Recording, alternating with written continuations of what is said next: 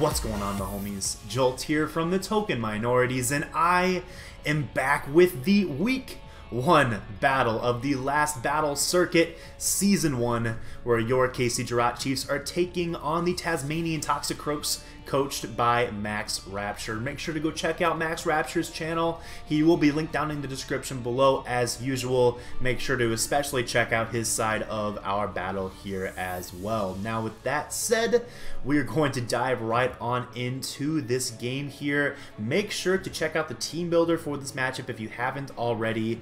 That's also going to be linked down in the description below, and there you can see all of the details of this team, my movesets, my EV spreads, and the general thought process behind how this specific team was supposed to operate. But just in case you haven't seen that video or you need a little bit of a refresher, I'll very briefly go over it here. So the Cobalion is a more specially defensive variant with Stealth Rock and Taunt and Iron Head. So overall pretty straightforward moveset. It's just a nice special bulky pivot. The Mega Beedrill is adamant with SD 3 attacks. The Porygon Z is a Choice Scarf Revenge Killer. The Rotom Wash is a very standard Volt switching toxic set with Pain Split. Zygarde 50 is a Dragon Dance set with Z Sludge Wave, and then the Mew is the primary win con in this game as a bulky Nasty Plot Roost Ice Beam Earth Power set. So general game plan is to try to win this game with the Mew, and as a nice backup option I can try to win with the Zygarde. As you can see from what my opponent brought here in this game, there's no Thousand Arrows resist that on his team. He did have a Tangrowth on his roster, but you know, fortunately for me, he opted not to bring that. It's also kind of surprising that he decided not to bring the Dragonite, which was, I believe, his #1 overall pick, or one of his first 2 rounds, the first pick in one of the first 2 rounds. And anyway, so yeah, Dragonite, pretty annoying threat that I'm really glad he decided to not bring. But the 2 biggest threats on his team that I have to keep in mind throughout this whole game is the Mega Diancie and the Raikou, as both of those are capable of packing coverage that is entirely, at least neutrally effective against my entire team. So particularly the Mega Diancie, just Rock plus Fairy coverage obviously hits my whole team neutrally, so I have to be really careful with my Mew, which is my dedicated response to the Mega Diancie throughout the vast majority of the game. So it's going to be a really exciting game, going to be a really challenging game just based upon some of the threats that he has. I have some big threats against him too, though. So with that said, let's go ahead and jump right on into this game here and see if we can kick off the LBC season with a win. Shout out to Styx for joining my team for me, and AA around 2420 for recording my battle for me as well. And we'll go ahead and jump right on into this as MaxRapture decides to lead off with his Metagross, as I lead off with my dedicated lead, which is my Fat Cobalion. So I am just going to go straight for the taunt. I want to prevent Stealth Rock as much as I can in this game, just because Stealth Rock hinders Mega Beedrill survivability, which otherwise can be a really annoying threat for him to deal with if I don't let him get any chip damage on it through Stealth Rock. So I do just go for the taunt, as he actually just hard switches out into the Raikou instead of going for the Stealth Rock right away. So I thought that was kind of interesting. That kind of implies it might be a non-Stealth Rocking Metagross, so it could be Assault Vest, it could be a choiced item, it could be maybe set up like a Rock Polish set or something.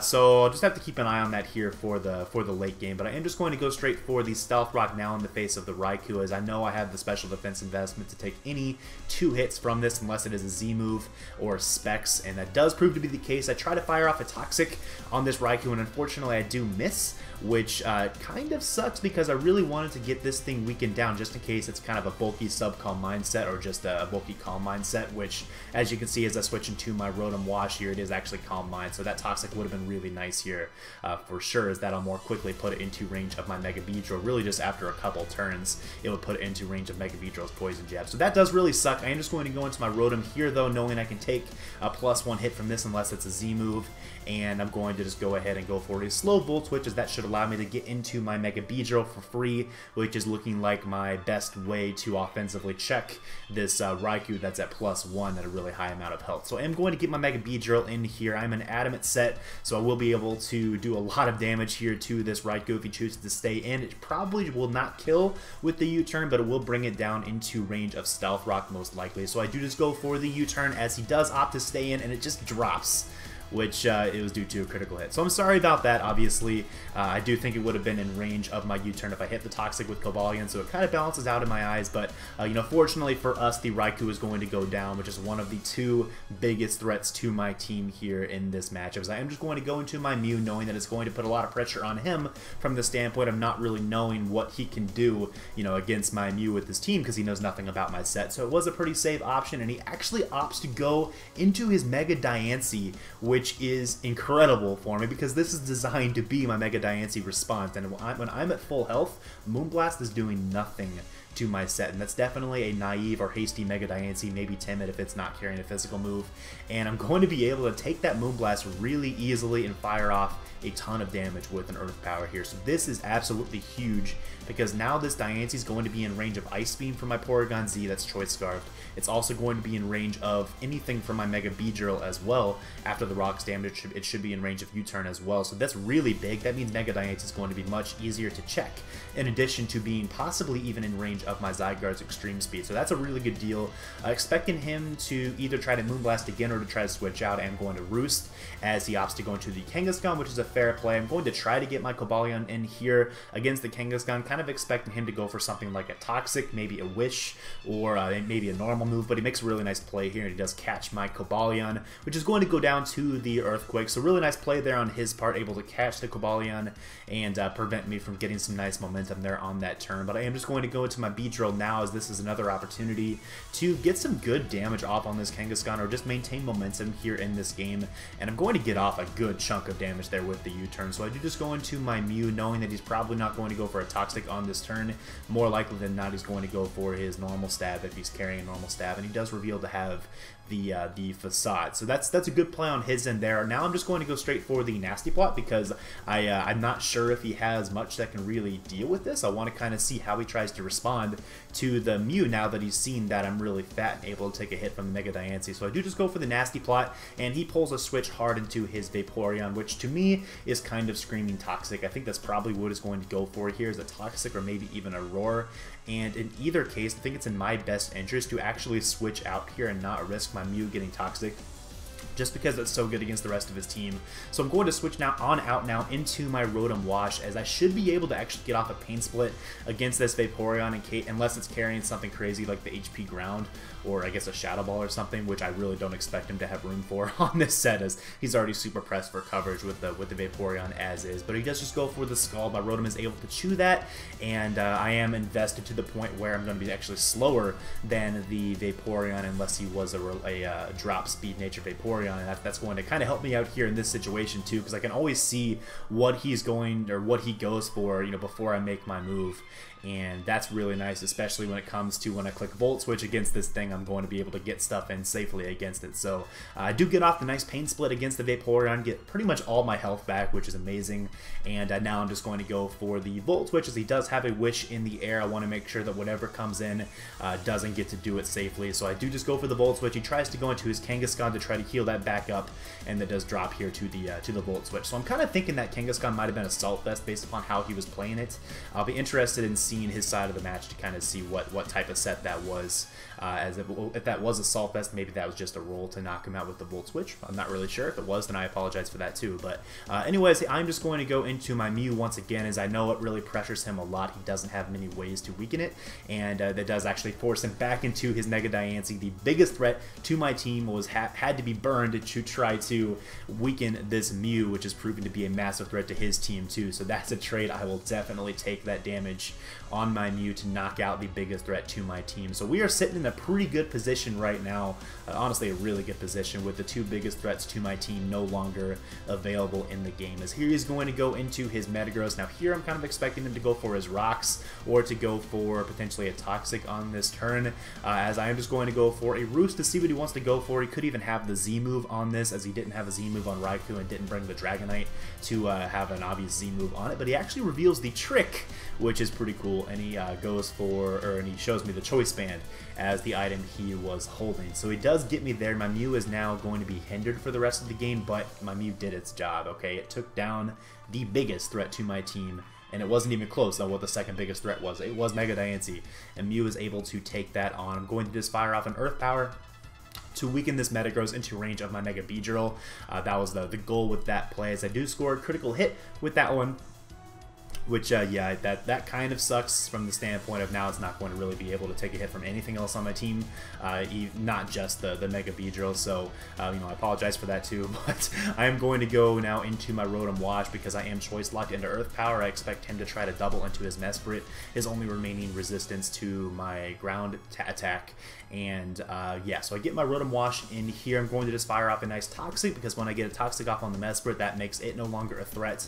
And if it is a Resto Chesto variant or a Rest variant, my Beedrill will be able to check it offensively, as he actually reveals the Trick Room as I miss my Toxic again. So, you know, there's been a lot of kind of unlucky situations here for both of us here in this matchup, which is kind of unfortunate, but anyway, hopefully it didn't impact the game too much, as he's just going to go for a Life Orb. Psychic under Trick Room does a lot of damage to my Rotom Wash here, as I am just going to go for the Toxic now and finally land it on the Mesprit. Put this thing on a timer. The combination of Toxic and Life Orb recoil, I think, should be enough to get rid of this Mesprit before it's able to get rid of the rest of my team, as this set's actually pretty good against my squad.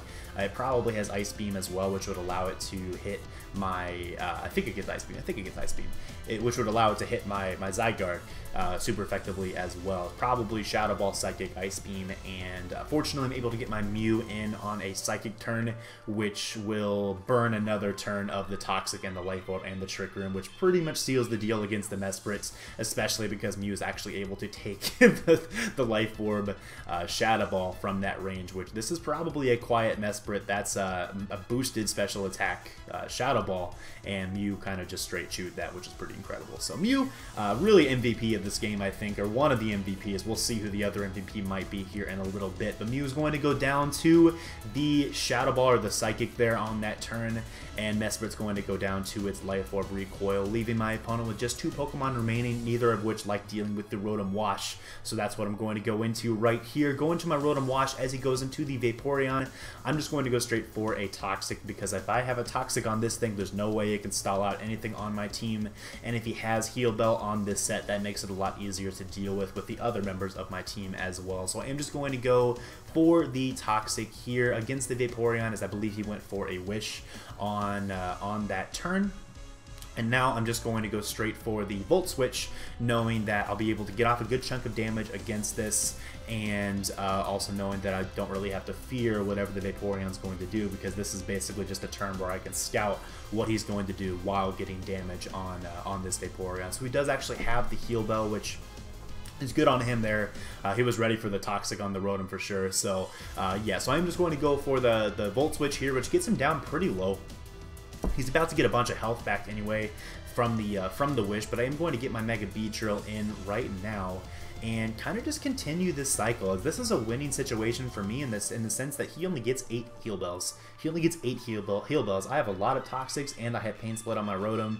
He's not going to be able to knock out my Rotom with the Vaporeon in the long run, and I have a Pokemon advantage right now to where I can't be timer stalled either. So this is a really good winning position for me at this point. I am just going to go for the U-turn on the Vaporeon here as he goes for the Protect, and now expecting him to go for a Wish, expecting my U-turn, I'm going to go for the Knockoff to remove his leftovers and make it even easier to deal with the remainder of my team. And now that he's gone for the Wish, I know he's going for Protect, so I'm going for game right now. I'm going to be clicking the Swords Dance on the Protect, which should put the Vaporeon into almost guaranteed range of my Mega Beedrill's Adamant Poison Jab. If he is a bold Vaporeon near max defense, it has a good chance to survive this hit, I believe. But even if he goes for a Scald and burns me on this next turn, as the Vaporeon does drop, then Mega Beedrill would still be able to take out the Vaporeon the following turn, and the most likely the Metagross as well.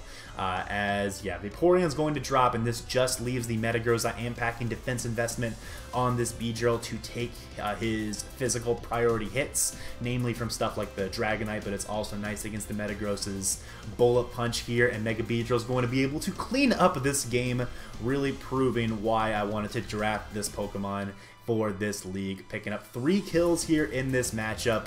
So yeah, really happy with how Mega Beedrill did, really happy with how the Mew did as well. Those two really carried the team here for this week 1 matchup against MaxRapture. So good game to my opponent. Again, make sure to go check out his side of the match over on his channel. He will be linked down in the description below. I thought his team was pretty cool, and it was just really fortunate for me, I think, that he was kind of forced to spend his Mega Diancie to weaken down my Mew that his team really wasn't able to deal with very effectively.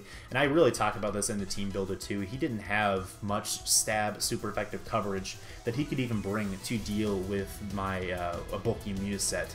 His Dark type was Mandibuzz, and he didn't bring Mandibuzz, and it wasn't going to do much to me anyway, honestly, as I could have really pressured that offensively. So Mandibuzz wasn't really going to do very much. That would have been his only way to hit me with super effective stab coverage against the Mew. So I feel like he kind of did about all he could. Maybe he could have brought something like a Z move on his Raikou, like Z Shadow Ball was something I kind of anticipated here in this matchup, as a way he could maybe do a lot of damage to Mew, but really I could have just gone for a Roost expecting that and burned his Z move, pretty much got all my health back and be outside of range of the next Shadow Ball anyway. So there's not much he could really do about the Mew. I think bringing Trick on Metagross was really smart on his end. That was one way for sure that he was going to be able to kind of stop the Mew from doing new things. So anyway, that's why Mew is great, guys. Mew is so good, it's hard to counter and really hard to predict, obviously. So anyway, pretty happy with how this match went. Next week we have a battle against Moxie Boosted, which should be pretty interesting. I haven't looked too much into the matchup quite yet. I know he's rocking like a Heatran Tapu Bulu team, so those are always pretty interesting. Tapu Bulu is always a kind of a fun Pokemon to play against in the sense that it kind of it heals me with grassy terrain, and as well as healing him, but like it's nice whenever I get a little extra recovery. So this is why I never draft Bulu, okay? I hate healing my opponents. So it'll be a fun match here for sure. So I hope you guys are looking forward to that. I believe we are about done here. Honestly, I haven't even made the layout here for this battle yet, so I don't really know about a question of the day. I'm going to try to think of one off the top of my head. You know what? Just look at the layout and let me know what your answer is to the question of the day whenever I put it there, because I don't know the question quite yet. Sorry, I didn't plan this in advance before I recorded it. So anyway, thanks for watching, guys, and I will see you all in the Week 2 Team Builder, which will be coming out next Saturday. So have a good one, guys. Later.